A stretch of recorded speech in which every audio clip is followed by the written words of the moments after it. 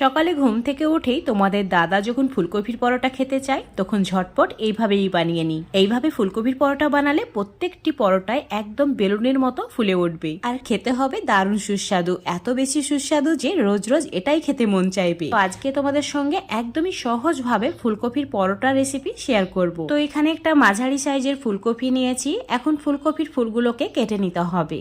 এখানে ফুলকপির পরিমাণটা যে পরিমাণে পরোটা বানাতে চাও সেই হিসাব করে নিতে হবে, বড় বা ছোট। এখন উষ্ণ গরম জলে ফুলগুলোকে ভিজিয়ে রেখে দেবো 10 মিনিটের জন্য। তাতে করে ফুলকপির মধ্যে থাকা পোকাগুলোও বেরিয়ে যাবে আর ফুলগুলো একটু নরমও হয়ে যাবে। এখন তোমাদের 10 মিনিট পর দেখাচ্ছি। ফুলকপির টুকরোগুলো জল থেকে তুলে নেওয়ার পর জলটা ভালোভাবে ঝরিয়ে নিতে হবে। তারপর একটা গ্রেটারের সাহায্যে গ্রেট করে নিতে হবে। আর এই যে ফুলের ডাঁটাগুলো আছে সেগুলোকে তোমরা ফেলে দিতেও পারো বা রান্নার কাজে ব্যবহারও করতে পারো, কিন্তু এই পরোটার মধ্যে দিলে খেতে ভালো লাগবে না।